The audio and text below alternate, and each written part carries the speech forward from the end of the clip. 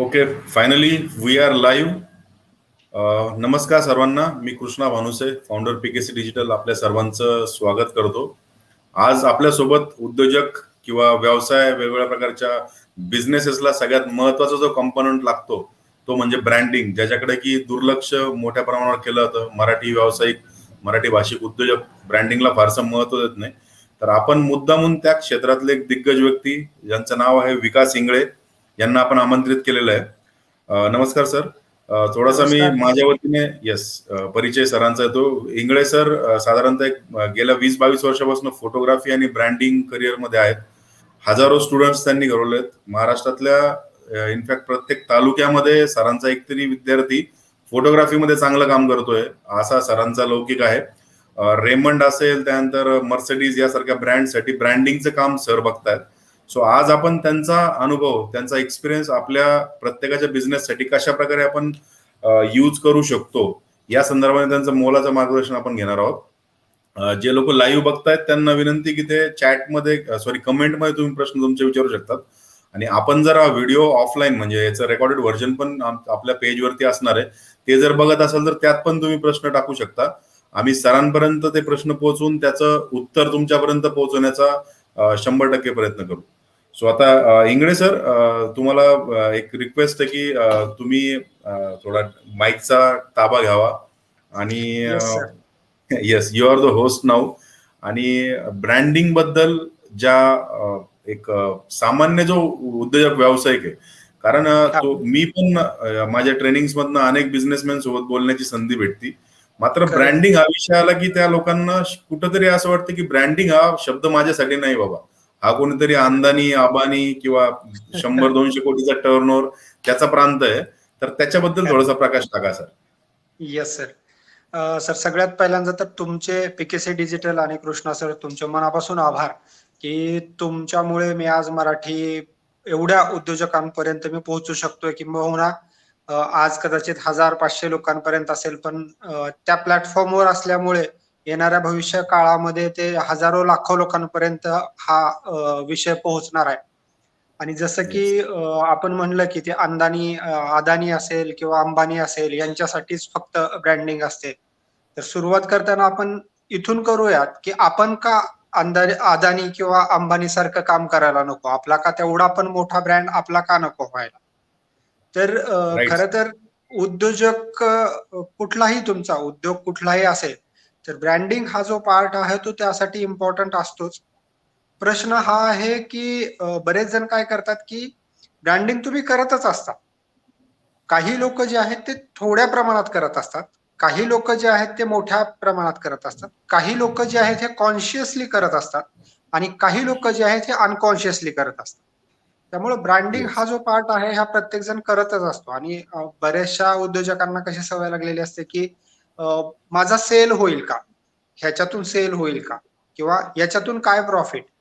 तर खरं तर आपल्याला ते खूप व्यवस्थित समजणं फार गरजेचं आहे की आपल्याला एक्झॅक्टली मार्केटिंग म्हणजे काय असतं, सेल म्हणजे काय असतं, ब्रँडिंग म्हणजे काय असतं आणि त्याच्यानुसारच आपल्याला त्या डिसिजन्स घ्याव्या लागतात. तर पर्सनली मला असं वाटतं की तुम्हाला कुठल्याही, म्हणजे तुम्हाला प्रोडक्शनमध्ये हेल्प पाहिजे असेल, तुम्हाला मार्केटिंगमध्ये हेल्प होते ब्रँडिंगनी, तुम्हाला सेल्समध्ये खूप मोठा फरक पडतो ब्रँडिंगचा. त्यामुळे प्रत्येक उद्योजकाला ब्रँडिंग जे आहे हे केलीच पाहिजे असं मला वाटतं. त्यामुळे ब्रँडिंग जे आहे ते छोट्या-मोठ्या प्रमाणात काही असेल तर प्रत्येकानं केलीच पाहिजे. आणि त्याचे खूप फायदे आहेत. म्हणजे ते स्टेप बाय स्टेप आपण बोलूयातच. ओके सर, धन्यवाद. काही प्रश्न मी म्हणजे तुमच्यासोबत बोलण्याची संधी भेटणार, त्यामुळे काही प्रश्न मी सॉर्ट केले होते. काही प्रश्न आमच्या उद्योजकांनी पण टाकलेत, जे आमच्या पीकेसी डिजिटल परिवाराशी जुडले गेलेले आहेत. सो त्यापैकी एक कॉमन प्रश्न होता की ब्रँडिंग ठीक आहे करायची, मात्र ब्रँडिंग मध्ये पण काही प्रकार, काही सेगमेंटेशन असतील तर त्यावर थोडासा प्रकाश आपण टाकावा, अशी रिक्वेस्ट करतो मी आपल्याला. येस. ब्रँडिंग मध्ये खरं जर बघितलं तर म्हणजे आता तसे आपल्याला खूप बायफर्गेशन करता येते. पण एक जनरल आपल्या आता फेसबुक लाईव्ह वरती आहोत. आपण वेबिनारच्या माध्यमातून पण आपण भेटणार आहोतच परत. तर त्यावेळेस आपले इंटरॅक्शन होईल, इंटरॅक्टिव्ह सेशन्स असतील ते. पण आता जर आपण बघितलं तर आपण त्याचे 2 भाग पाडू शकतो. एक जे आहे हे पर्सनल ब्रँडिंग आणि दुसरी जी आहे ही प्रॉडक्ट ब्रँडिंग. असे 2 प्रकार तर आपण सहज त्याचे पाडू शकतो, की जसं की तुम्ही सर्व्हिस इंडस्ट्रीमध्ये आहात. कुठल्याही सर्व्हिस इंडस्ट्रीमध्ये जसं की मी फोटोग्राफर आहे. तर मी ओके. फोटोग्राफर असेल, मेकअप आर्टिस्ट असेल, अगदी प्लंबर असेल, सिंगर असेल, पॉलिटिकल लीडर असेल, आध्यात्मिक गुरु असेल, व्हॉटएव्हर तुम्ही सर्व्हिस इंडस्ट्रीशी कोणी आहात, तर तुम्हाला पर्सनल ब्रँडिंग करणं खूप गरजेचं असतं. आणि दुसरं हम्म. असतं की तुमचं XYZ काहीतरी प्रॉडक्ट असतं आणि त्या प्रॉडक्टची ब्रँडिंग करणं गरजेचं असतं. आणि ह्या दोन्ही गोष्टी ज्या आहेत, हे एकमेकाला पूरक आहेत. एकाच नाण्याच्या 2 बाजू आहेत असं म्हणायला काही हरकत नाहीये. जसं आपली सुरुवात हम्म. झाली होती ज्यावेळेस तुम्ही म्हणलात की अंबानी. तर रिलायन्स म्हणल्यानंतर आपल्या डोळ्यासमोर सगळ्यात पहिल्यांदा धीरूभाई अंबानींचा चेहरा आहे. तर ही पर्सनल येस. ब्रँडिंगची ताकद आहे. म्हणजे कुठलंही म्हणजे आपण एखादं स्पिरिच्युअल ह्याच्यामधल्या बघितलं तर ईशा फाउंडेशन म्हणलं की आपल्याला सद्गुरू आठवतात किंवा आर्ट ऑफ येस. लिव्हिंग म्हणलं तर आपल्याला श्री श्री रविशंकर आठवतात किंवा श्री श्री रविशंकर म्हणलं की आपल्याला आर्ट ऑफ लिव्हिंग वाटतं. तर हे 2 भाग करायला काही हरकत नाही. ब्रँडिंग करत असताना आपण असं म्हणू शकतो की 2 गोष्टींवर आपल्याला काम केलं पाहिजे. एक तर आपली स्वतःची पर्सनल ब्रँडिंग आणि दुसरं XYZ आपलं मग काहीही प्रॉडक्ट असू शकतं. जसं की मोबाईल आहे, माईक आहे, लाईट आहे, टीव्ही आहे, फोन आहे. व्हॉटएव्हर तुमचं काही प्रॉडक्ट असेल तर त्या प्रॉडक्टची ब्रँडिंग करणं हे 2 भाग आपल्याला एक ढोबळ ह्याने पाडता येतील. येस. ओके. नक्कीच ब्रँडिंग वरती मराठी उद्योजक व्यावसायिकांनी काम करायला म्हणजे करण्याची आता गरज आहे पाहिजेच. असं वाटतंय. कारण खूप नावाला किंवा बोटावर मोजणे इतके मराठी ब्रँड्स आपल्याला एस्टॅब्लिश होताना दिसत आहेत. सो या अगदी खरं आहे. संदर्भात तुम्ही जी काही म्हणजे सुरुवात केली ती नक्कीच वाखाणण्याजोगी आहे. कारण आजपर्यंत मी देखील ट्रेनिंग सेक्टरमध्ये आहे, मात्र ब्रँडिंगसाठी एक मराठी गाईड किंवा मराठी एक मार्गदर्शक असा कोणी नव्हता. ब्रँडिंगमध्ये मोस्टली नॉर्थच्या कंपन्यांची मोनोपल्ली आहे. सो बरोबर. नक्कीच येणाऱ्या काळामध्ये आमच्या माध्यमातून, तुमच्या माध्यमातून, विकास इंगळे फोटोग्राफी इन्स्टिट्यूटच्या माध्यमातून 100% आपण जास्तीत जास्त लोकांपर्यंत याचा एक हे पोहोचू. Next exactly. मला एक प्रश्न विचारायचा होता की याच्यामध्ये छोटा जो बिझनेस आहे, म्हणजे जो की हां. सुरुवात आपली ज्या प्रश्नाने झाली होती की जो स्मॉल स्केल आहे, 1 CR बिलो ज्याचा टर्नओव्हर आहे, या बरोबर. बिझनेसला ब्रँडिंगची गरज आहे का? अ, कसं आहे की आपण जर बघितलं तर ब्रँडिंग करण्याची गरज काय आहे? तर जसं की मी आपल्याला सांगितलं की कुठलाही बिझनेस करत असताना जनरली आपल्या एक 5 पिलर्सवर आपला बिझनेस उभा असतो. म्हणजे तुमचं ओके. HR असेल, मार्केटिंग असेल, सेल्स असेल, प्रोडक्शन असेल, 5 पिलर्सवर आपला बिझनेस उभा असतो. आणि त्या येस. पाचीच्या पाची पिलरला तुम्हाला ब्रँडिंगच्या मदतीनं हेल्प होऊ शकते. त्यामुळे तुमचा बिझनेस कितीही छोटा असेल किंवा तुमचा बिझनेस कितीही मोठा असेल, तर तुम्हाला ब्रँडिंग करावीच लागते. ब्रँडिंग केल्याशिवाय तुम्हाला पर्याय फॉर एक्झाम्पल आपण काही उदाहरणं घेऊयात आणि काही उदाहरणावरून आपण बघूयात, की आत्ताचा काळ जर बघितला तर आपण बरेचसे बिझनेस बंद होते मागच्या 1-1.5 वर्षामध्ये. आता नव्यानं सुरुवात झाली आहे आणि राईट. सुरुवात झाल्यानंतर जर तुम्ही बघितलं तर काही बिझनेसनी लगेच पिकअप घेतला. म्हणजे फॉर एक्झाम्पल आता मी माझं फोटोग्राफी आहे. माझी फोटोग्राफी आणि हे पण माझं 1.5 वर्षापासून बंद होतं. पण ज्यावेळेस मी सुरुवात केली तर माझ्याकडे लगेच कस्टमर यायला लागले. तर ओके. एकदा का तुम्ही जनरली असं म्हणलं जातं, की आपला कुठलाही एखादा प्रॉडक्ट असेल किंवा आपली कंपनी कोणतीही असेल ना, तर ती कंपनी काही काळापुरती असू शकते. पण ब्रँड जो असतो ना, तो अमर असतो. तो कधीच मरत नाही. त्यामुळं आत्ताचा तर काळ जो आहे तो खूप छोटा आहे. आपण छोटंसं उदाहरण जर बघितलं आत्ता आपण, की समजा आपल्या काही वर्षापूर्वी जर मोबाईलमधले ब्रँड बघितले आपण, तर Nokia होता. राईट. BlackBerry जवळपास एक स्टँडर्ड लोकांकडे तो टिपिकल बटनवाला जो BlackBerryचा मोबाईल होता तो होता. आज ती कंपनी कदाचित नसेल, पण तो ब्रँड आज सुद्धा डोक्यात आहे. आज येस. समजा येस. तुम्ही किंवा मी समजा आपण एखादा मोबाईल मार्केटमध्ये लॉन्च केला. PKC मोबाईल आणला किंवा मी VIPI मोबाईल आणला. तर आपल्याला किती मेहनत करावी लागेल त्यावर. म्हणजे तो सेल बरोबर. करण्यासाठी आपल्याला किती खर्च करावा लागेल. ॲड कंपनीमध्ये आणि या सगळ्या गोष्टीमध्ये डिजिटली आता तुम्ही मास्टर आहात. ते त्याच्यावर तुम्ही जास्त छान एक्सप्लेन करू शकाल, की त्या टार्गेट ऑडियन्सला आपल्याला कसं टार्गेट करताना हे होईल. पण समजा तोच मोबाईल जर BlackBerryनं आणला, तर त्यांना वेगळं सांगायची गरज नाही किंवा Nokiaने समजा आता स्मार्टफोन आणला, तर Nokiaला वेगळी सांगण्याची गरज नाहीये, की तुमची ही वॉरंटी आहे, गॅरंटी आहे. Nokia काफी आहे. मतलब लोकं डोळे झाकून Nokia घ्यायला लागतात. तर ब्रँड जो आहे हा अमर असतो, हे सगळ्यात पहिल्यांदा लक्षात ठेवणं गरजेचं आहे. आणि तो अमर करावा लागतो आपल्याला. लोकांच्या डोक्यामध्ये आपल्याला एक जागा घ्यावी लागते. आपले जे ब्रेन सेल आहेत, म्हणजे 2000 पेक्षा जास्त 2000 करोड पेक्षा जास्त ब्रेन सेल आहेत. त्या ब्रेन सेलमध्ये काही ब्रेन सेलमध्ये जरी आपल्याला जागा मिळाली, आपल्या ह्याला एका ब्रेन सेलमध्ये जरी आपण पोहोचू शकलो ना, तर ते लाईफ टाईम तुमचं कस्टमर होऊन जातं. तर ही सगळ्यात मोठी ताकद आहे, ही सगळ्यात मोठी पॉवर आहे ब्रँडिंगची आणि ह्याच्याकडे लक्ष करतात. दुसरी, छोटे उद्योजक ज्यावेळेस असतात ना, तर छोट्या उद्योगाचा सगळ्यात मोठा प्रॉब्लेम जो असतो ना, ते असते कॉम्पिटिशन. कॉम्पिटिटर तुमचे म्हणजे खूप तुमच्यावर डॉमिनेटिंग असतात आणि तिथं एक मेजर प्रॉब्लेम जो असतो ना, तो बार्गेनिंगचा येतो. मग तुम्ही सर्व्हिस इंडस्ट्रीमध्ये असाल किंवा तुम्ही प्रॉडक्ट असेल तुमचं काही, तर मेन जे होतं ना, ते प्रॉब्लेम कुठे येतो की किंमत किती, आणि तिकडे बार्गेनिंग खूप होते. म्हणजे जनरली समजा आता एक हा शर्ट आहे, हा शर्ट घ्यायला मी मार्केटमध्ये गेलो आणि एक चांगल्या क्वालिटीचा शर्ट आहे आणि मी तिथे परचेस करायला गेलो, दुकानामध्ये गेल्यानंतर त्यांनी मला किंमत सांगितली 2000. 2000 रुपये किंमत सांगितल्यानंतर मी तो 1500 रुपयाला मागणार. एक दुकान आहे आणि हेच समजा मी एक रोडवर स्ट्रीटवर रस्त्यावर एक शॉपिंग वाला उभा आहे, तोच शर्ट आहे असं समजूयात आपण, आणि त्यांनी जर समजा 2000 रुपयाला सांगितलं तर मी डायरेक्ट तो 1000 रुपयालाच मागणार. ही एक मेंटॅलिटी. पण समजा हा शर्ट रेमंडचा आहे, हा शर्ट पीटर इंग्लंडचा आहे, एक वेल नोन ब्रँडचा आहे, कुठलाही XYZ कुठल्याही एखाद्या चांगल्या ब्रँडचा आहे, आणि मी त्या शोरूम मध्ये गेलोय, मॉलमध्ये गेलोय, त्यांच्या प्रॉपर शोरूम मध्ये गेलोय, ह्या शर्टची किंमत सांगितली 5000 आणि 5000 रुपयाचा त्यावर टॅग असेल ना, तर मी 4999 ला मागायची पण हिंमत करत नाही. ही पॉवर आहे ब्रँडिंगची. आणि आपल्या एक ते डोक्यात गेलेलं आहे की नाही नाही, अरे ब्रँड आहे, रेमंड आहे, तर हे नाही होणार, कमी नाही होणार. तर ही पोझिशनिंग जी आहे ना, ही ब्रँड पोझिशनिंग जे आहे ना, ते समोरच्याच्या डोक्यामध्ये आपल्याला घ्यावी लागते. आणि एकदा का तुम्ही ते ब्रँड पोझिशनिंग घेतली की तुम्ही ह्या खूप साऱ्या गोष्टींच्या बाहेर पडता.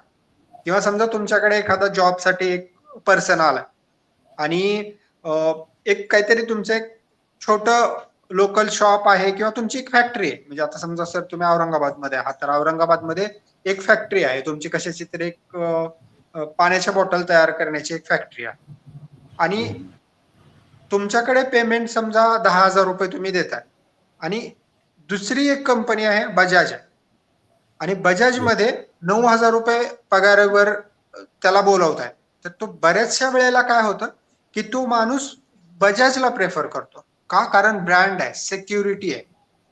तर तुम्हाला HR मध्ये पण त्याचा फायदा होतो, तुम्हाला प्रोडक्शन मध्ये पण त्याचा फायदा होतो, तुम्हाला सेल्स मध्ये तुमचा फायदा होतो.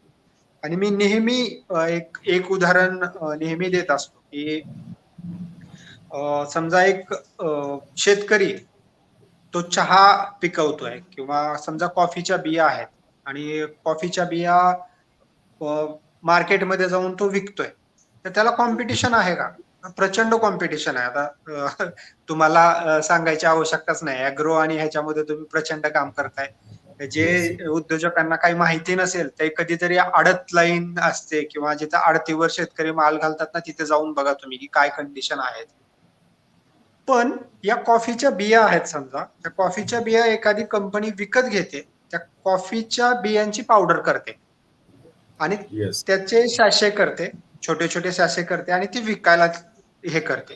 तर ते 500 रुपयाला जर त्या बिया घेतलेल्या असतील, तर त्या पॅकेट म्हणजे त्याची पावडर करून ते पाऊच मध्ये ते 2000 रुपये किलोने विकले जातात. बरोबर. हे जे सॅशे आहे, हे सॅशे समजा एक छोटस पॅकेट आहे, हे एकच कॉफी होते त्यामध्ये असं आपण समजूयात. तर एक रस्त्यावर एक गाड्यावरती एक माणूस काय करतो की ते एक कॉफीचं पॅकेट घेतो, त्यामध्ये साखर, दूध, त्याची मेहनत, अमुक तमुक ह्या गोष्टी ऍड करतो, त्याचं स्किल तिकडे लावतो आणि ती कॉफी तो रस्त्यावर 10 रुपयाला विकतो. जनरली 10 रुपयाला ती आपल्याला मिळते. पण ह्या गाड्यावरती जर समजा तुम्ही गेलात आणि त्यांनी जर कॉफी 50 रुपयाला म्हणली, तर डेफिनेटली कोणी नाही घेणार. बरोबर आहे. पण समजा जर आपण एखाद्या हॉटेलमध्ये गेलो, तर तिकडे थोड्याशा सर्व्हिसेस ऍड झाल्या. तिकडे काय होतं की तिकडे तुम्हाला वेटर येतोय, मग तो वेटर तुम्हाला ते आणून देतो कॉफी, आणि तिकडे 25-30 रुपये त्याचे चार्ज केले जातात. पण बरोबर. त्याच हॉटेलमध्ये समजा 70-80 रुपये केले, तर तिकडे पण कोणी जाणार नाही. त्याच्या बाजूच्या हॉटेलमध्ये जातील. अरे एवढी का किंमत? किंवा म्हणतील पण तुम्हाला, अरे असं काय कॉफीमध्ये? 70 रुपयाला कशाला कॉफी? पण बरोबर. तेच तुम्ही Starbucks मध्ये गेलात, तेच तुम्ही CCD मध्ये गेलात, तर इकडे जर हम्म. तुम्ही बघितलं ना, तर कमीत कमी तो वेटर कॉफी आणून तरी देतो. तो बिल घेऊन येतो, बिल घेऊन जातो. तिकडे तुम्हीच जाता काउंटरवर, तुम्हीच पैसे देता, तुम्हीच बिलिंग करता, तुम्हीच घेता सेल्फ सर्व्हिस, आणि तिकडे तुम्ही 200-250 रुपयाला कॉफी घेता. एक्झॅक्टली काय आहे म्हणजे या सीसीडी वाल्यांनी किंवा बरिस्ता वाल्यांनी किंवा स्टारबक्स वाल्यांनी असं काय केलं की ज्याच्यामुळे त्यांची तीच कॉफी, हा क्वालिटीमध्ये थोडाफार फरक असू शकेल, की मी असं नाही म्हणत की बाबा अगदी सगळ्याच गोष्टी सिमिलर, पण त्यांनी असं काय केलं की ज्याच्यामुळं ते 10 रुपयाची कॉफी 250 रुपयाला विकली जाते. किंवा आपला हम्म. वडापाव जर आपण बघितलं तर 10 रुपयाला विकला जातो, पण त्याला थोडंसं वेगळं पॅकेजिंग करून त्याला बर्गर जर म्हणलं तर तो 100 रुपयाच्या खाली तर कोणीच सेल केला जात नाही. तर ह्या हम्म. सगळ्या गोष्टी ज्या आहेत, ही ही पॉवर आहे, ही पॉवर आहे ब्रँडिंगची. त्यामुळे राईट. ब्रँडिंग करणं असं मला वाटतं की प्रत्येक म्हणजे याच्यावर खूप लक्ष देण्याची गरज आहे आज मराठी उद्योजकांनी. ओके. नक्कीच चांगला एक प्रकाश जो आपण टाकलेला आहे. थोडक्यामध्ये आपल्याला असं म्हणता येईल की आपल्या प्रोडक्टची किंमत वाढवण्यासाठी मोनोपल्लीमध्ये आपण त्याला विकण्यासाठी ब्रँडिंगची खरंच आवश्यकता आहे. आता एक करेक्ट. प्रश्न आपल्या कमेंट्स मध्ये पण आलेला आहे. बहुतेक त्यांना असं विचारायचं आहे की आपली पर्सनल ब्रँडिंग ठीक आहे, ही झाली एक बिझनेसची ब्रँडिंग. मात्र पर्सनल ब्रँडिंग जर कोणाला करायची असेल, आयदर तो हा, बिझनेसमॅन आहे, पॉलिटिशियन आहे, किंवा एक पब्लिक फिगर आहे, तर त्याची सुरुवात नेमकी त्यांनी कुठून आणि कशी करायला पाहिजे? सगळ्यात पहिल्यांदा तर याच्यामध्ये आता खूप व्हेरिएशन्स आहेत बरं का. पर्सनल ब्रँडिंग ज्यावेळेस तुम्ही करत असता त्यावेळेस तुम्हाला लोकांच्या डोक्यामध्ये काय म्हणून जागा घ्यायची आहे हे समजून घेणं फार गरजेचं असतं. जसं की आता हम्म. त्यासाठी काही सायकोलॉजिकल टेस्ट पण आहेत, आपण पण त्या करत असतो. तर तुमची पर्सनॅलिटी किंवा तुम्हाला किंवा तुमच्या प्रॉडक्टला काय म्हणून मार्केटमध्ये ओळखलं जावं, लोकांच्या डोक्यामध्ये तुम्हाला काय म्हणून जागा घ्यायची आहे, हे सगळ्यात पहिल्यांदा ठरवणं गरजेचं आहे. की आणि आता तुमची रोल काय आहे, तुमची आयडेंटिटी काय आहे, हे तुम्हाला ह्या गोष्टी क्लिअर असणं फार गरजेचं आहे. जसं की आता जर हम्म. आपण बघितलं तर फॉर एक्झाम्पल आता मी आहे आणि तुम्ही आहात. तुमची येस. जी एक इमेज आहे ती एक उद्योजक म्हणून आहे, एक कोच म्हणून आहे, बरोबर. आणि तुमचा अटायर जर बघितलं तर तसंच आहे. म्हणजे तुम्ही एक फॉर्मल शर्ट घातलेला आहे, हातामध्ये वॉच आहे, स्पेक्स घातलेले आहेत. तुमच्या मागची जी चेअर दिसते ती सुद्धा इंडिकेट करत असते ह्याला की बाबा हा माणूस काय आहे आणि काय लेवलचा आहे. आता माझ्याकडे राईट. बघितल्यानंतर समजा आपण एक असं केलं की मला की माझ्याकडे बघितलं तुम्ही की तुम्हाला लगेच लक्षात येईल की केस लांब केलेले आहेत, म्हणजे कदाचित हा माणूस आर्टिस्ट असेल. आपोआप समोरच्याच्या डोक्यामध्ये जात आहे की हा कदाचित आर्टिस्ट आहे. तर प्रत्येकाचे काही अटायर ठरलेले आहे आणि ते लोक कॉन्शियसली किंवा अनकॉन्शियसली ह्या सगळ्या गोष्टी करत असतात. काही लोक ठरवून करतात, एजन्सीला काम देतात. आता मी बऱ्याचशा ह्याच्यासाठी केलेला आहे, पॉलिटिकल लीडरसाठी केलेला आहे, उद्योजकांसाठी केलेला आहे, बिझनेस कोचसाठी केलेला आहे, लाईफ कोचसाठी केलेला आहे, स्पिरिच्युअल गुरूंसाठी केलेलं आहे काम मी.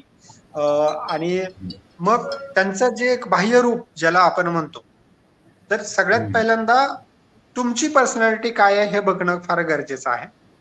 आता पर्सनॅलिटी म्हणजे काय हे परत आणखीन व्यवस्थित समजून घेणं फार गरजेचं आहे, की नुसते तुमचे कपडे, नुसती तुमची हेअरस्टाईल किंवा नुसते तुमचं बोलणं एवढं नाहीये. खरं तर पर्सनॅलिटी हा जो शब्द आहे, मी तुम्हाला सगळ्यांना सजेस्ट करेन की काही पुस्तकं आहेत यावरची, ते आवर्जून तुम्ही वाचावे उद्योजकांनी. तर what you think, how you feel and how you act, ह्या 3 गोष्टी आहेत. आणि याच्यातून तुमची बिकम अ पर्सनल रियालिटी, आणि त्या पर्सनल रियालिटी मधून तुमची पर्सनॅलिटी क्रिएट होत असते. पण लोकांचं काय होतं की इकडे कन्फ्युजन होतं.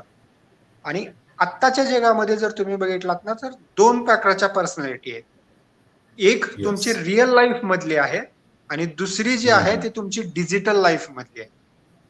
हम्म. इकडं जे आपण लोकांचं प्रेझेंट खूप करतोय करेक्ट. जे आपण आता प्रेझेंट लोक करतो तिकडे आहे. खूप खूप कन्फ्यूज होत आहेत.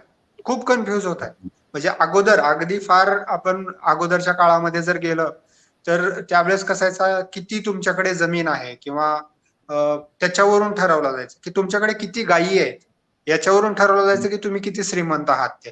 म्हणजे पूर्वीच्या काळामधल्या जर तुम्ही कॉम्पिटिशन्स वगैरे जर बघितल्या म्हणजे अगदी फार पूर्वी आपण बघितलं तर जे अष्टावक्र गीता जिथं जन्म झाला जनक राजाने एक हम्म. कॉम्पिटिशन ठेवलेली होती. त्या जनक राजाने कॉम्पिटिशन मध्ये जो त्या स्पर्धेमध्ये आत्मज्ञानावर एनलाइटमेंटवर तिकडे चर्चा होती आणि तिकडे जो त्यामध्ये जिंकेल त्याला हम्म. 1000 गाईचं बक्षीस ठेवलं होतं. तर ते हम्म. त्यावेळेसचा जो क्रायटेरिया होता ना तो 1000 गायी ज्याच्याकडे आहेत तो म्हणजे खूप श्रीमंत आहे आणि ते याज्ञवल्क्य ऋषी आले आणि 1000 गायी पहिल्यांदाच घेऊन जायला लावल्या त्यांनी शिष्याला की हे मीच जिंकणार आहे. मग तिकडे त्यांना गार्गी भेटली त्याच्यानंतर ते तर सांगायचा उद्देश काय आहे की त्यावेळेसची डेफिनेशन किती गायी आहेत तुमच्याकडे याच्यावर होती. मग काही काळ होता की तुमच्याकडे किती जमीन आहे. मग आत्ताच्या काळामध्ये तुमचं फेसबुकला पेज आहे का त्याला किती लाईक आहेत हे सगळ्यात हम्म. पहिल्यांदा माणूस बघतो की तुमच्याकडे मर्सिडीज आहे का बीएमडब्ल्यू आहे. अरे तू घरातून आता बाहेरच निघू शकत नाहीये त्यामुळे तुझी गाडी मागचे 1.5 वर्ष झाला पार्किंग मध्येच आहे त्याला कोणी बघत नाहीये. तर बरोबर. पहिल्यांदा तुमचा सोशल मीडियाला काय प्रेझेन्स आहे याच्यावरून ठरवलं जातं. दुर्दैवानं म्हणजे याच्यामध्ये मागच्या 1-1.5 वर्षाच्या काळामध्ये जर बघितलं तर खूप फ्रॉड लोक आलेली. म्हणजे हो, हो.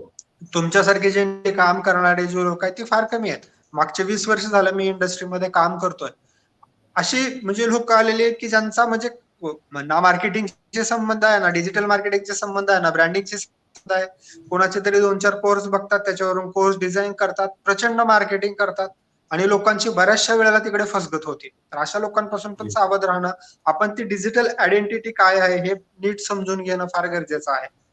तर हम्म. 2 प्रकारच्या आयडेंटिटी आहेत आत्ताच्या पर्सनल ब्रँडिंग करण्यासाठी. एक डिजिटल आयडेंटिटी आहे तुमची आणि एक तुमची रिअल म्हणजे तुम्ही डे टू डे लाईफ मधले जे आहे.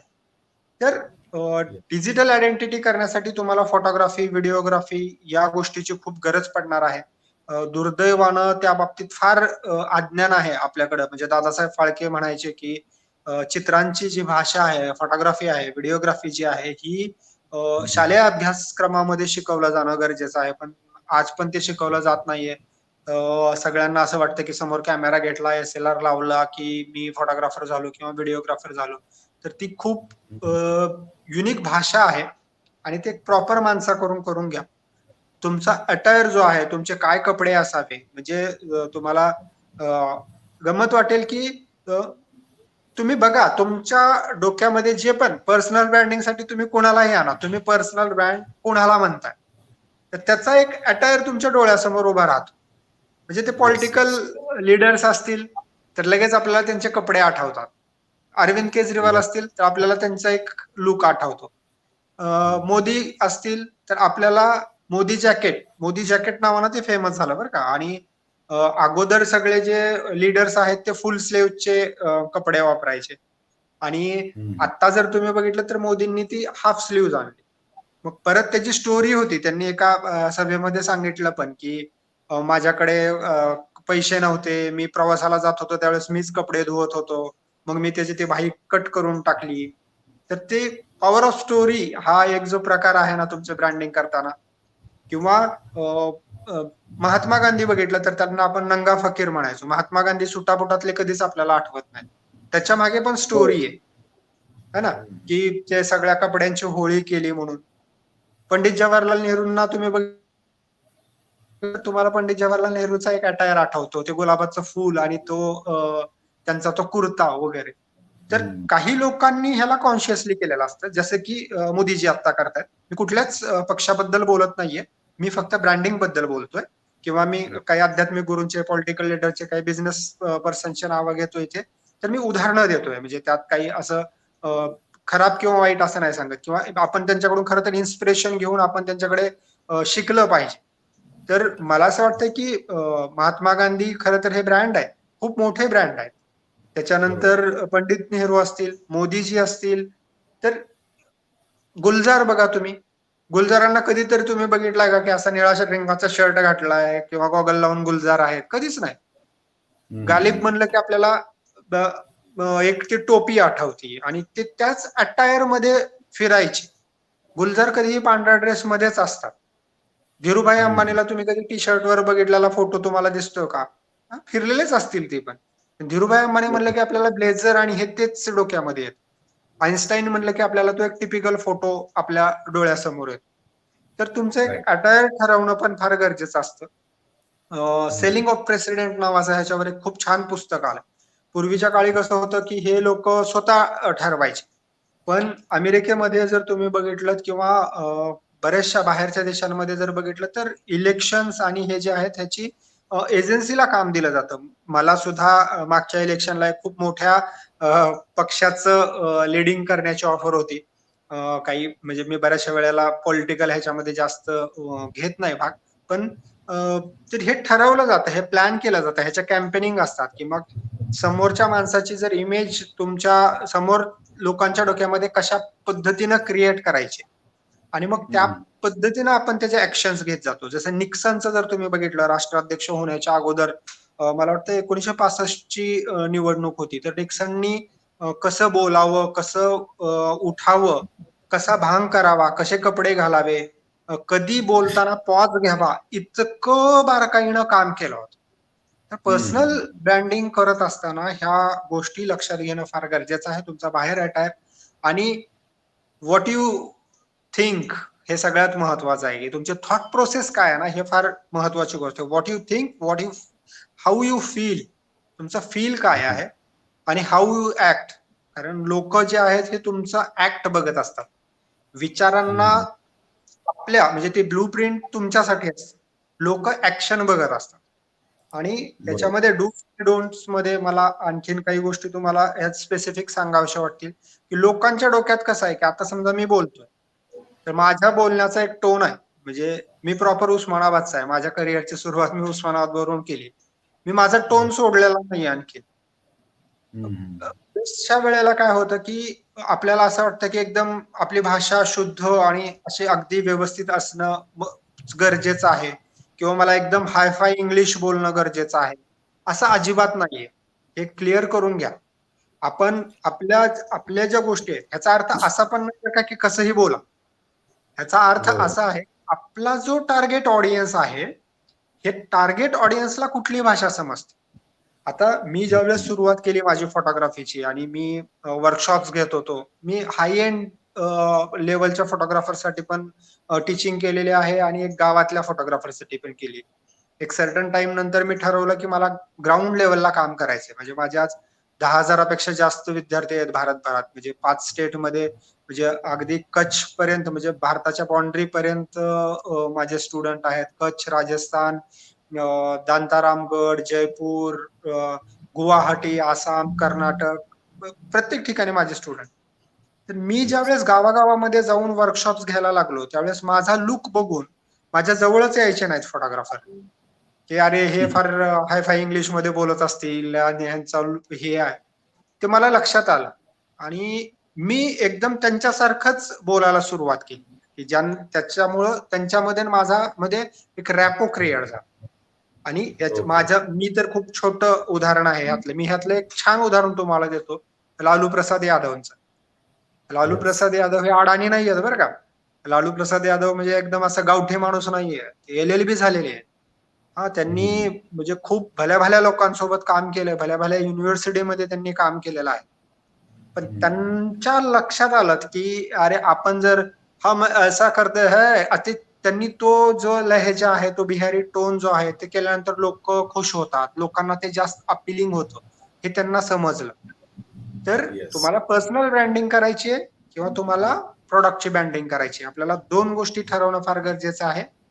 मी काय आहे, मी कुठं आहे आणि मला कुठं जायचंय. माझा टार्गेट ऑडियन्स कोण आहे. जसे की आता तुम्ही पीकेसी डिजिटलच्या जाहिराती बघत असताल. तुम्ही कधीतरी बघितलं का की पीकेसी डिजिटलची जाहिरात जी आहे ते एकदम हायफाय शशी थरूर जशा इंग्लिशमध्ये बोलतात तशा इंग्लिशमध्ये त्यांनी सगळा कंटेंट तुम्हाला दिलेला आहे. कधीच नसतं. व्यवसायामध्ये ग्रोथ करण्यासाठी तुमच्या व्यवसाय वाढीसाठी अमुक अमुक अमुक असाच कॉन्टेंट मराठीतून दिलेला असतो ना, आणि तेच योग्य आहे. तर काही माइंडसेट जे आहेत ना ते बदला, ते काही माइंडसेट जे आहेत हे चेंज करा. आपला आणि असं पण नाहीये की इंग्लिशमध्ये करायचं नाहीये किंवा हिंदीमध्ये आपण करायचं नाहीये. माझा जर क्लायंट बेस जो आहे तो इंग्लिश समजणारा आहे, तर मला ऑब्व्हियसली इंग्लिशमध्येच करावं लागेल. मला समजा माझं आता समजा पीकेसी डिजिटलला वर्ल्ड वाईड जायचं, अमेरिकेमध्ये एक वेबिनार घ्यायचा, अमेरिकेतल्या लोकांसाठी वेबिनार घ्यायचा, तर तो मराठीमधून कसा करून चालेल? तर बरोबर आहे. मला तिथल्या याच्यानुसार करावं लागेल. आणि आत्ताच्या काळात बघितलं ना, तर आपला टार्गेट ऑडियन्स फार पिन पॉइंटेड पकडता येतो तुम्हाला. म्हणजे राईट. मला वाटतं सर त्याच्यावर जास्त व्यवस्थित मार्गदर्शन करू शकतील, की ते पिन पॉइंट मार्केटिंग जे आहे आपल्याला डिजिटल, अगोदरच्या काळामध्ये तसं नसायचं. म्हणजे मी पेपरला जाहिरात दिली की ते सगळ्यांपर्यंतच जायची. आता तसं नाहीये. बरोबर. माझा एज ग्रुप काय असणार आहे? म्हणजे समजा मला 16 ते 25 वयोगटातल्या मुलांसाठी मला मार्केटिंग करायची, तर माझा लुक पण जो आहे तो तसा, समजा मी एकदम कुर्ता घातलाय, झब्बा घातलाय आणि मग मी त्या पद्धतीने बोलायला लागलो, तर नाही अपील होणार ते मुलांना. किंवा मी जर या पद्धतीने तिकडे बोलायला लागलो, तर ते त्यांना अपील नाही होणार. तर मला शब्द पण मला तसे वापरावे लागले. माझ्या बोलण्याचा टोन चिल, कूल, करते यार, व्हॉट्सअप ब्रो, या पद्धतीची भाषा माझी आली पाहिजे माझ्या बोलण्यातून, माझ्या ह्याच्यात. आणि हे ठरवावं लागतं. म्हणजे हे एकतर तुम्ही एजन्सीला काम देऊ शकता किंवा मग तुम्ही स्वतःही करू शकता. याच्यावर आपण एक कोर्स पण केलेला आहे. आपल्या VIP जे आपलं ऍप आहे त्याच्यावर आर्ट ऑफ ब्रँडिंग नावाचं एक कम्प्लीट कोर्स आहे. किंवा आपण रविवारी सकाळी 11 वाजता 11 वाजता आपण पॉवर ऑफ ब्रँडिंग नावाचं एक पीकेसी डिजिटल आयोजित आपण एक वेबिनार पण घेणार आहोत. तर तिकडे आपले 1 to 1 इंटरॅक्शन होणार आहे या सगळ्या गोष्टींबद्दल, आणि तिकडे आणखी बऱ्याचशा गोष्टींची आपण चर्चा पण करणार आहोत. Yes sir. बरोबर. बऱ्याच मोठ्या प्रमाणात तुम्हाला आय थिंक कमेंट्स तुम्हाला पण दिसत असतील. ऍप्रिशिएशन ऑडियन्स आपल्याला करतीये. काही त्यातले प्रश्न पण आलेत. आपले एक क्लायंट आहेत आपल्या माझ्या पीकेसी इनर सर्कल मधले बाबासाहेब गोडसे. त्यांनी एक विचारलं की how and where to register the brand. ब्रँडचं रजिस्ट्रेशन कुठं आणि कसं करायचं? ओके. रजिस्टरचं म्हणजे ब्रँड रजिस्टर करणं म्हणजे काय एक्झॅक्टली? आता ब्रँड रजिस्टर करणं म्हणजे लोगो रजिस्टर करणं किंवा तुमचं नाव रजिस्टर करणं. याच्यात बऱ्याचशा खरं तर प्रोसेस आहेत. टेक्निकल गोष्टी मी तुम्हाला वेबिनारच्या दिवशी शेअर करेन. खरं तर तुम्ही कुठल्याही एखाद्या वकील किंवा मला वाटतं सरांकडे पण ती सर्व्हिस कदाचित अवेलेबल असेल. येस. तर पीकेसी डिजिटलला तुम्ही कॉन्टॅक्ट केलं तर ते रजिस्ट्रेशनच्या प्रोसेस आणि ह्या सगळ्या टेक्निकल गोष्टी ते करून देतील. खरं तर ते आपलं. आणि बरेचसे जणांचे हे एक डोक्यात आहे बरं का, की ब्रँड म्हणजे फक्त लोगो किंवा फक्त तुमचं नाव किंवा तुमचा अमुक एक कलर. तर तेवढं ब्रँड नाहीये. डेफिनेटली तुमचा लोगो, तुमचं होर्डिंग, तुमचं बॅनर, तुमच्या दुकानाचा बाहेर लावलेला बोर्ड हा त्यातला एक पार्ट आहे. म्हणजे एक ब्रँड डेव्हलप करण्यासाठी साधारण 20 गोष्टींची जर 20-25 गोष्टींची जर गरज असतील, तर त्यातल्या 1-2 गोष्टी लोगो आणि हे आहे. नाहीतर आपल्याला बाकीच्या लोकांना बऱ्याचशाला वाटलं की माझे ब्रोशर, कॅटलॉग्स, फ्लायर केले किंवा माझं व्हिजिटिंग कार्ड करणं आणि माझं लोगो तयार करणं म्हणजे माझा ब्रँड आहे. असं नाहीये. ब्रँड ही खूप मोठी प्रोसेस आहे आणि ती समजून घ्यावी लागेल आपल्याला. ओके. नक्कीच मी सगळ्यांना अपील पण करेल की मराठी भाषिक व्यावसायिक उद्योजक किंवा ज्या कुठल्या व्यक्तीला स्वतःचा ब्रँड इस्टॅब्लिश करायचा आहे त्यांच्यासाठीच विकास इंगळे फोटोग्राफी इन्स्टिट्यूट आणि इंगळे सरांच्या मार्फत या रविवारी वर्कशॉप आहे, फ्री वर्कशॉप आहे. साधारणतः 11 वाजताचा त्याचा टायमिंग आहे. त्याच्या लिंक्स कोणाला लागल्या तर कमेंटमध्ये तुम्ही विचारू शकता किंवा आमच्याकडनं सर्क्युलेट पण होतील तुम्हाला. तो नक्की अटेंड करा. कारण ब्रँडिंग म्हणजे आता जे काही मी ऐकतोय सरांकडनं, कारण शेवटी काय सोनाराने कान टोचावे असं म्हणतात. ब्रँडिंग मध्ये आम्ही पण काही पार्ट मध्ये काम करतो. मात्र ज्या इन्साइट सरांकडनं भेटलं तर त्यात कुठेतरी मला देखील म्हणजे इन्स्पाईट या वेळेला की ज्या वेळेस आमचा जो फॅन फॉलोइंग आहे माझा तो साधारणतः आपली जाहिरात 55,000 लोक पर डे बघतात. म्हणजे 15 लाख लोकांपर्यंत आम्ही जातो महिन्याला. स्टील मला तुमच्याकडनं म्हणजे ज्या इन्साइट्स भेटल्या त्यातनं अजून ब्रँडिंग वरती काम करावं असं वाटतंय. तर एक म्हणजे काय म्हणता येईल त्याला, ही एक हिंट आहे की बाबा जर पीकेसी डिजिटल जी कंपनी 25,000 रुपये पर डे बजेट खर्च करते, 10,000 पर डे खर्च करते स्वतःच्या ऍडवर, त्यांना पण ब्रँडिंग मध्ये जावं असं वाटतं. तर आपल्या सारख्या उद्योजकांनी नक्कीच याचा विचार करायला पाहिजे. कारण ब्रँडिंग हा महत्वाचा आहे. थोडक्यात सरांचा जो कॉन्टेक्स्ट होता की जैसा देश वैसा बेस, याप्रमाणे तुम्हाला तुमच्या कस्टमरच्या correct. मनामध्ये, हृदयामध्ये, डोक्यामध्ये स्थान निर्माण करावं लागेल. आणि डिजिटल मार्केटिंग करताना याचा खूप मोठा ही कन्सेप्ट खूप मोठ्या प्रमाणावर कामाला येते. डिजिटल रिकॉल किंवा मेमरी रिकॉल नावाची एक प्रोसेस आहे की तुमचा ब्रँड किती वेळेस दिसला लोकांना आणि तो कसा त्यांनी लक्षात ठेवला, तर त्या मेमरी रिकॉलवर तुमच्या डिजिटल मार्केटिंगचं भवितव्य अवलंबून असतं. त्याच्यामुळे तुम्ही 100% ब्रँडिंग वरती काम करायला पाहिजे. आणखी काही तुमचे प्रश्न असतील ते चॅटमध्ये टाकायचे. काही निवडक चॅट्स मी याच्यावर दाखवतो पण आहे, जे की आय थिंक सर तुम्हाला दिसत असतील, तुमच्यासाठी अप्रिसिएशन आहे आपल्या ऑडियन्स कडनं. काही निवडक थँक्यू व्हेरी मच. विराट आहेत, विराट यस त्यांनी ऑसम सांगितलं. सोमनाथ तेली आहेत, येस. त्याच्यानंतर उज्ज्वला मॅडमनी काही कमेंट दिल्यात, म्हणजे बऱ्याच ऑडियन्सनी दिल्यात. आता वेळेअभावी आपण सगळ्या कमेंट्स काही शो करू शकणार नाही. मात्र हा व्हिडिओ असाच ऑफलाईन पण आपल्या पेज वरती राहणार आहे, तर याच्यातनं पण लोक प्रश्न विचारू शकतील. आणि सरांना पण मी एक रिक्वेस्ट करतो, तुमच्या जे काही हँडल्स आहेत सोशल मीडियाचे, जिथनं की ऑडियन्स तुमच्या संपर्कात राहू शकेल, त्याच्या लिंक्स तुम्ही शेअर जर केल्या किंवा मी तुमच्या वतीने मी पण त्या शेअर करेल, म्हणजे जेणेकरून तुम्हाला तुमच्याशी या लोकांना पण संपर्क करता येईल. आणखी एक म्हणजे आपल्याकडे आणखी एक 10-15 मिनिटाचा वेळ आहे, विथ युअर परमिशन. तर याच्यामध्ये ना डूज आणि डोंट्स बद्दल जर थोडस तुम्ही अजून थोडा प्रकाश टाकला ना, कारण लोकांना जसं की ब्रँड म्हटलं ना की ब्रँड म्हणजे कुठल्या तरी एका मोठ्या कंपनीचा असतो, ही एक कन्सेप्ट लोकांच्या डोक्यामध्ये होती. दुसरं, आता आपल्या गोडसे सरांनी विचारलं की रजिस्ट्रेशन करायचं, तर ते रजिस्ट्रेशन IIP इंडियाच्या मार्फत करता येतं.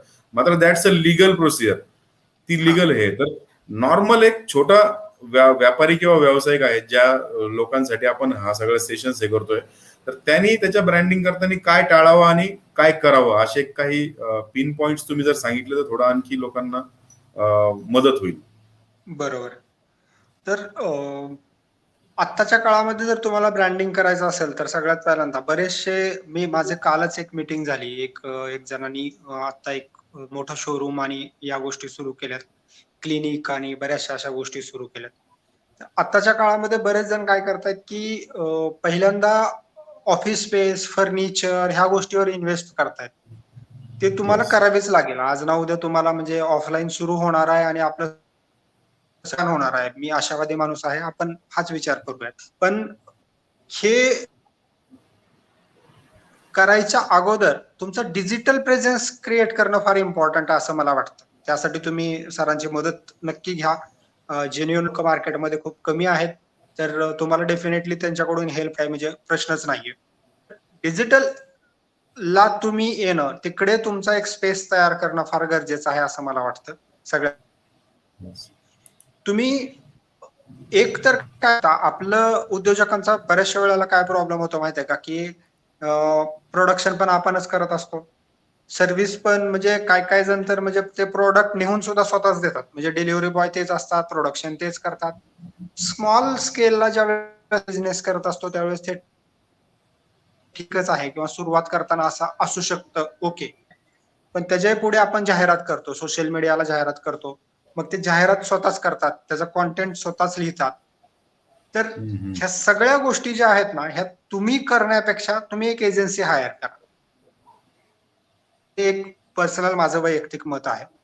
आणि जर समजा एजन्सी हायर करण्या इतके तुमचे पैसे नसतील, मी जसं की तुम्हाला माझं बॅकग्राऊंड मी तुम्हाला थोडक्यात सांगितलं होतं की मी उस्मानाबादचा आहे प्रॉपर, आणि उस्मानाबादला मी माझ्या करिअरची आणि आज खूप साऱ्या इंटरनॅशनल ब्रँडसाठी काम केले, Levi's, Adidas, Fruit of Looms, United Color, Mercedes, या कंपन्यांसाठी मी डिरेक्टली काम नाही करत, पण एजन्सी थ्रू माझ्याकडे काम असतं.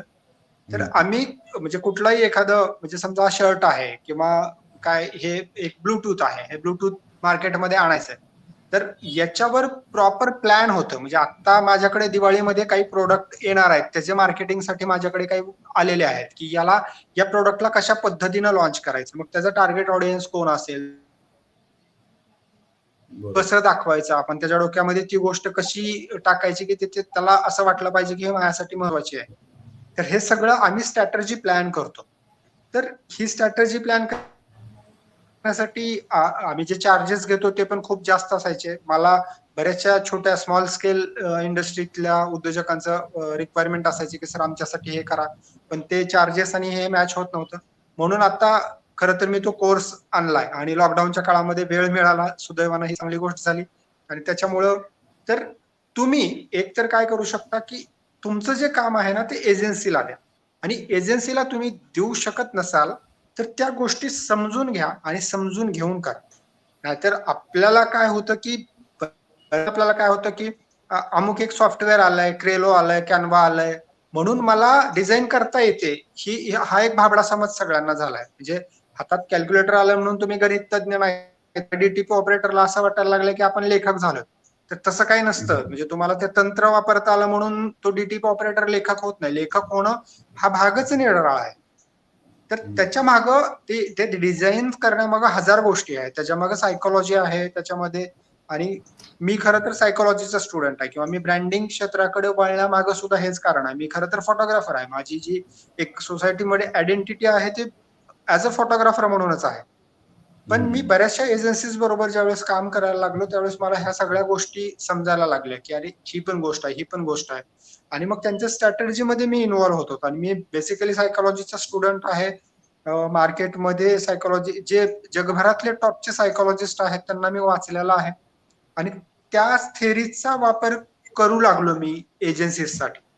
आणि ते सक्सेस व्हायला लागले, ते ब्रँड सक्सेस व्हायला लागले, त्यांचे प्रोडक्ट चालायला लागले. आणि मग ते चालायला लागल्यानंतर मी ह्या पूर्ण प्रोसेसमध्ये इन्व्हॉल्व्ह झालो. मग नंतर आमच्याकडे एजन्सीज फक्त कंपनीकडून काम घेणं म्हणजे एक ऑपरेटिंग सिस्टम सारखं त्यांचा आमच्याबरोबर रोल असायचा. कंपनीकडून काम घ्यायचं, पूर्ण त्याला एक्झिक्यूट करण्याचं काम आम्ही करत. तर एक तर तुम्ही एजन्सीकडे काम द्या. जसं की मला वाटतं डिजिटल मार्केटिंग करायची. तर डिजिटल मार्केटिंग मी शिकू शकतो का? येस, शिकू शकतो मी. त्यात काय फार मोठी गोष्ट नाहीये. पण ज्या लेवलला कृष्णा सर करतात त्या लेवलला मी करू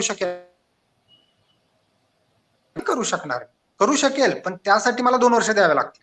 कारण त्यांनी ऑलरेडी 10 वर्ष दिलेली आहेत. मी त्यांच्याकडेच कोर्स लावला, त्यांच्याकडे शिकलो तर मी 2 महिन्यामध्ये शिकू शकेल. तर कमीत कमी एक पहिलं सेटअप जे आहे ना तेवढं तरी किमान तुम्ही त्यांच्याकडून करून घ्या. आणि ते शिकायचं का आपण मग डिजिटल मार्केटिंग सगळं? तर तो आपला व्यवसाय आहे का? ऍज अ फोटोग्राफर म्हणून जर मी डिजिटल मार्केटिंग शिकत बसलो, त्याच्याऐवजी जर मी माझ्या फोटोग्राफीमध्ये, मी माझ्या ब्रँडिंगमध्ये वेळ दिला, तर मी आणखीन जास्त इनपुट देऊ शकतो. आपल्याकडे होतं काय की आपल्याकडे समजा 10 मार्क आहेत. आणि त्यातल्या 10 मधल्या आता मी माझ्या फोटोग्राफीला 7 मार्क, ब्रँडिंगला मी 8 मार्क दिले. तर आपण काय केलं पाहिजे? ब्रँडिंग मध्ये जास्त काम पाहिजे. आणि डिजिटल मार्केटिंगला मला 2च मार्क आहेत. तर होतं काय की मार्केटिंगला 2च मार्क आहेत ना, तर डिजिटल मार्केटिंग मी दुसऱ्याकडे हँड ओव्हर केलं पाहिजे. खूप सारे पार्ट आहेत. कॉन्टेंट रायटिंग, डिझायनिंग असेल, ब्रँड पोझिशनिंग कसं करणं असेल, स्ट्रॅटेजी कशी प्लॅन करणं असेल, तर त्या फील्ड मधल्या तज्ञ माणसाला द्या. तज्ञ माणूस तुमच्याकडे नसेल किंवा तुमचं ते नसेल तर तुम्ही पहिल्यांदा व्यवस्थित समजून घ्या. स्ट्रॅटेजी पहिल्यांदा प्लॅन करा.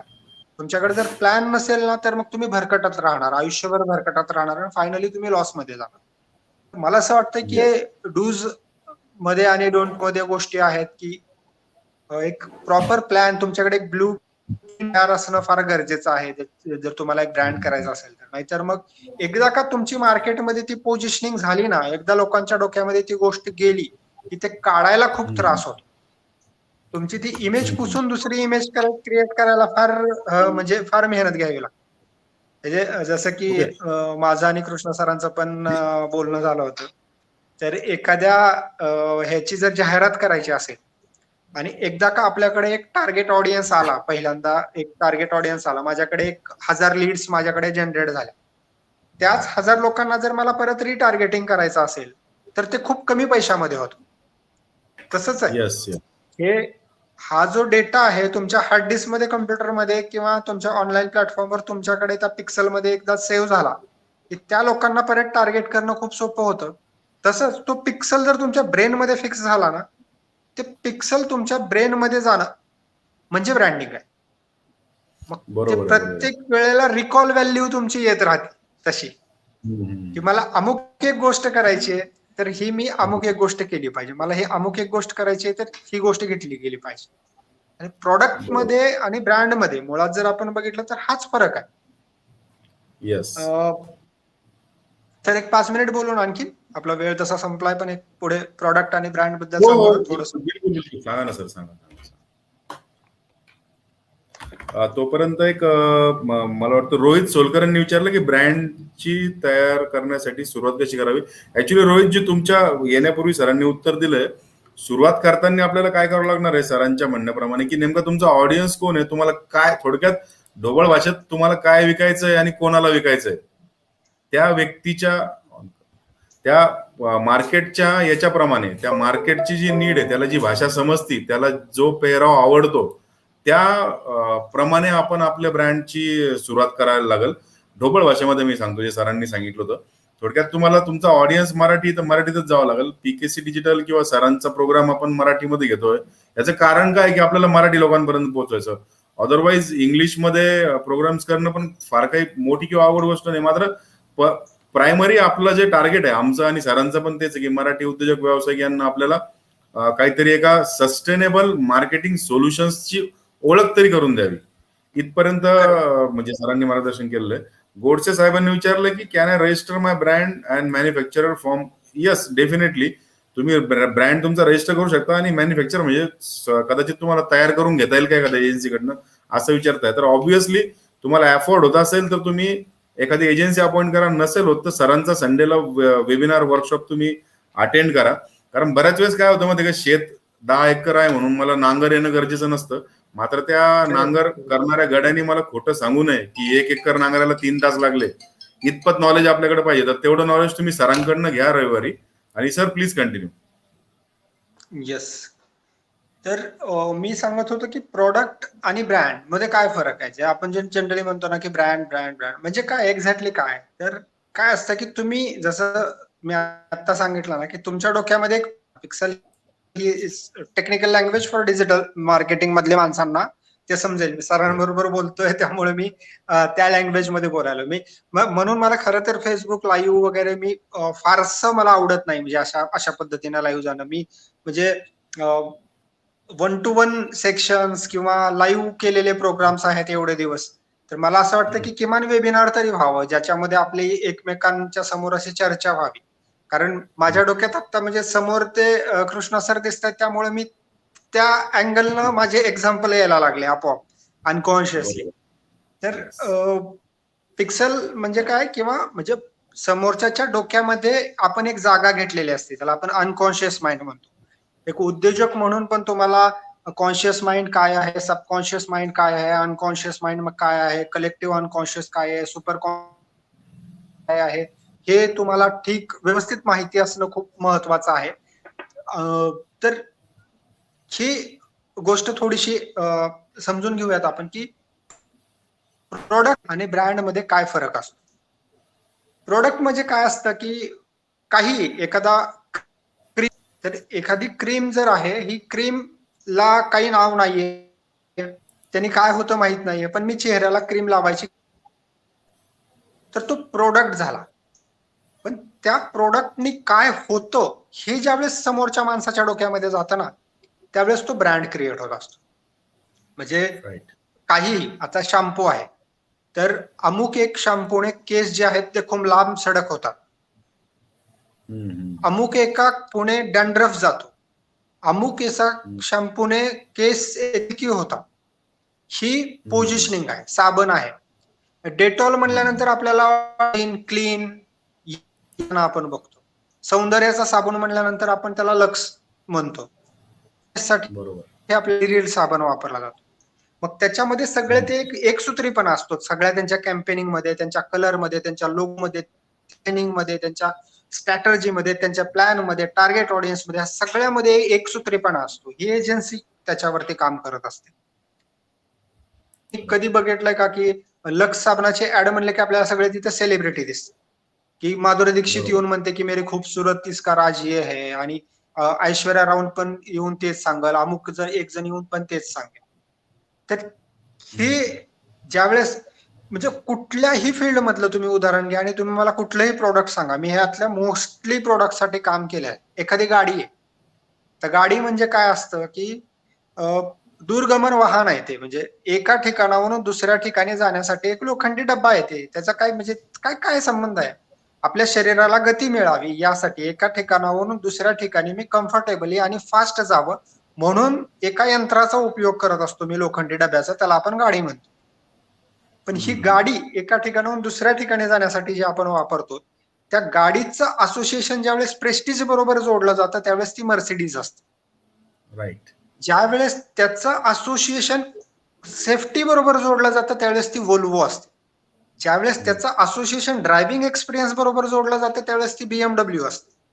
त्याचं असोसिएशन ज्यावेळेस कन्व्हिनियंट बरोबर असतं, त्यावेळेस ती एखाद्या साबणाचं क्लिनिंगसाठी आणि त्यांनी अमुक जंतू मरतात, तर ते डेटॉल असतं. सौंदर्यासाठी हे असतं, की पळत येऊन एखादी मुलगी म्हणते, की मम्मी आणि मग आपल्याला ते संतूर आठवतं. तर मला तारुण्य राहायचंय, तरुण राहायचंय, तर संतूर असतं. आणि ही पोझिशनिंग घेणं फार महत्वाचं असतं. तुम्हाला काय म्हणून पोझिशनिंग घ्यायची आहे मार्केटमध्ये, पुढे 4 वर्षानंतर तुम्हाला काय म्हणून ओळखलं गेलं पाहिजे, आता आपल्याला ठरवावं लागतं. आणि मग त्याच्या कशा सेटिंग करायच्या, मग त्यासाठी आपला लोगो कसा असला पाहिजे, आपली टॅगलाईन असला पाहिजे, आपली बेसलाईन काय असली पाहिजे, आपली हुक लाईन काय असली पाहिजे, त्यासाठी कुठला फॉन्ट वापरला गेला पाहिजे, त्याचा सेमी फॉन्ट्स कुठले वापरले गेले पाहिजे, कुठे इटॅलिक केलं गेलं पाहिजे, कुठं नॉर्मल केलं पाहिजे, त्यासाठी कलर कुठले वापरले पाहिजे, त्या कलरचा सायकोलॉजिकल इफेक्ट काय आहे, त्या कलरचा आध्यात्मिक मिनिंग काय आहे, लोकांच्या कलेक्टिव्ह अनकॉन्शियस माइंड मध्ये त्या कलर बद्दल काय फिलिंग्स आहेत, त्या फिलिंगचा उपयोग घेऊन आपल्याला त्या गोष्टीचा फायदा करावा लागतो. आणि ह्या 2 गोष्टी आहेत. एक तर आपण रजिस्टर करू शकतो. लोकांच्या डोक्यामध्ये म्हणजे आता मला समजा अ, अ, अमुक एखादा चहा दाखवायचा. तर चहाची ब्रँडिंग करायची असेल तर मला लाल रंगाचा वापर करावा लागतो. पण फ्लेवर टी असेल तर मला निळ्या हिरव्या रंगाचा वापर करावा लागतो. म्हणजे मला चहाची जाहिरात करायची आहे, नाही, नाही माझ्या बायकोला हिरवा रंग आवडतो म्हणून मी हिरवा रंग टाकतोय तिथं आणि माझ्या मेहुण्याला निळा रंग आवडतो म्हणून, तर ते तसं नाही झालं. कारण येस. लोकांच्या कलेक्टिव्ह अनकॉन्शियस मध्ये कार्ल जुंगने ह्याच्यावर खूप सुंदर काम केलेलं आहे. तुम्हाला जर कलेक्टिव्ह अनकॉन्शियस काय असतं हे जर समजून घ्यायचं असेल तर कार्ल जुंगला तुम्ही वापरणं फार महत्वाचं हे करणं फार महत्वाची गोष्ट आहे. सिग्मंड फ्राईडला वाचा. त्यांचं क्लासिकल कंडिशनिंग नावाचं एक पुस्तक आहे. 1937 ला आलेलं पुस्तक आहे, पण आज सुद्धा ते तेवढंच एव्हरग्रीन आहे. म्हणजे हे काही लोकांनी म्हणजे ह्याच्यावर प्रचंड ठेवलेलं आहे आणि आपण ते बघणं, वाचणं, समजून घेणं गरजेचं आहे. अर्थात तुमचं जर हे क्षेत्र असेल तर या गोष्टी एवढ्या डीपली माहिती करून घ्यायची गरज आहे. अदरवाईज काही गरज नाहीये. एखाद्या माझ्यासारख्या माणसाला पकडा आणि तुम्ही तिकडे 2 वर्ष आणि जास्त वेळ देण्यापेक्षा तुम्ही तुमचं काम कमी वेळेत आणि कमी पैशामध्ये तुमचं खूप होऊ शकतं.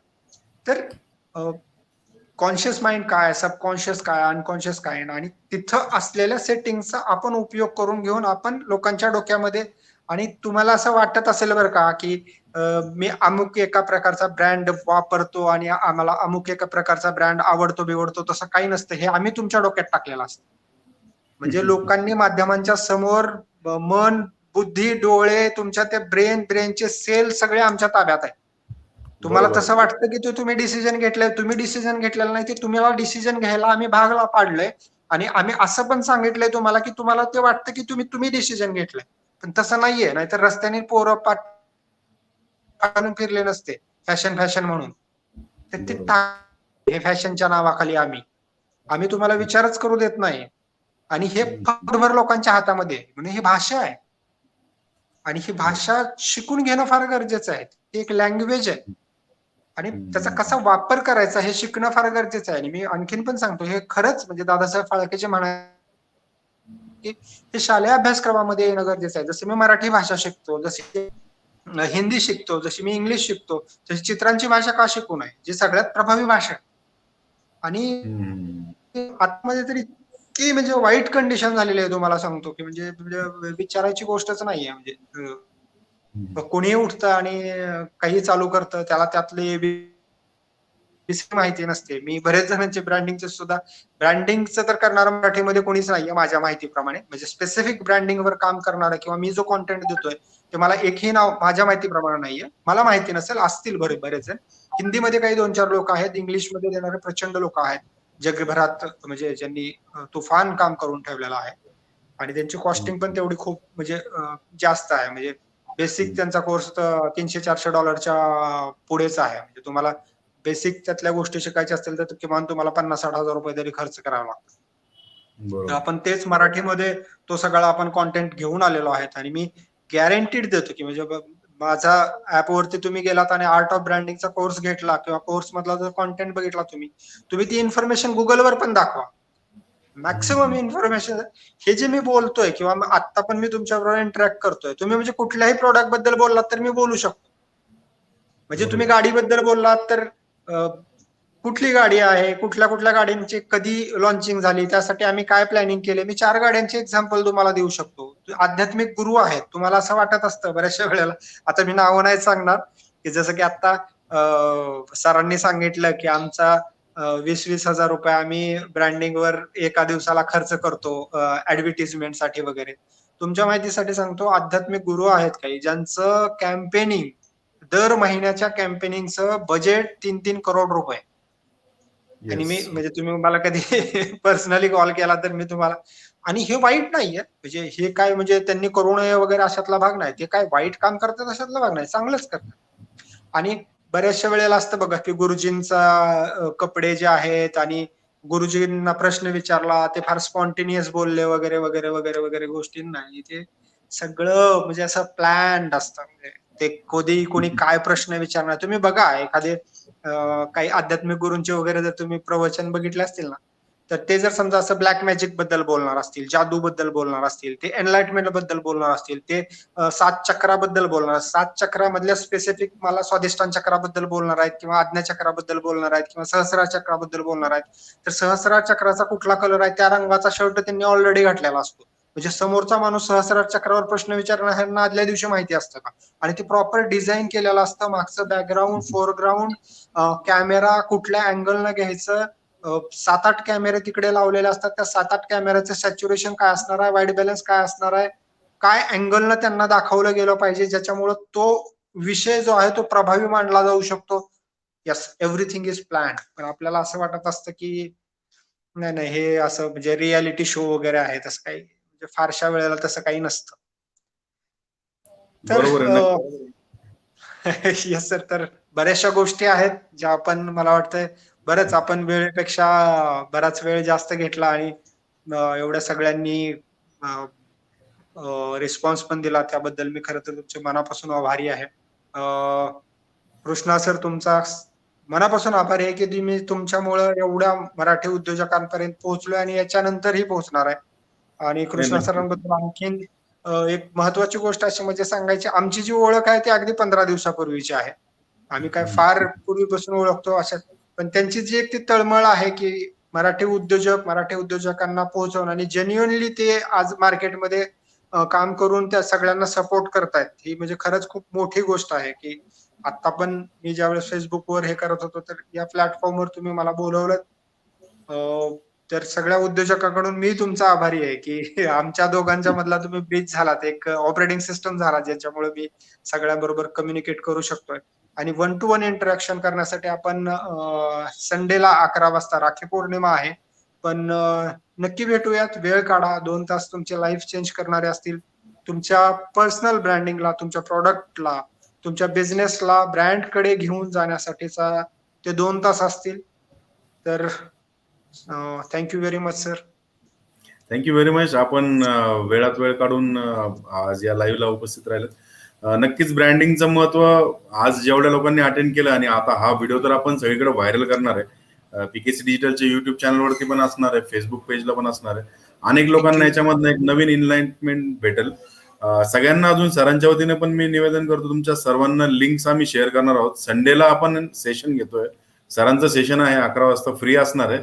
संजय बनसोडे जे विचारतायत लिंबोळी खत उत्पादक आहेत, तर तुमच्या लिंबोळीला पण ब्रँड बनवून कसं जगासमोर न्यायचं याचे सिक्रेट्स तुम्हाला रविवारी भेटतील. फ्री ऑफ कॉस्ट आहे, कुठली फीस नाहीये. रविवारी फक्त तेवढा एक 2 तासाचा वेळ करून 11 वाजता जॉईन व्हा.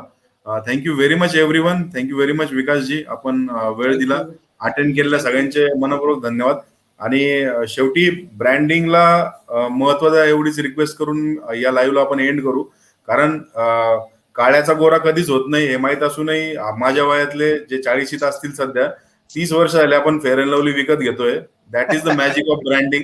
सो तुम्ही पण ब्रँडिंग वरती लक्ष द्या आणि सरांचं मार्गदर्शन घ्या. Thank you very much sir. Thank you very much.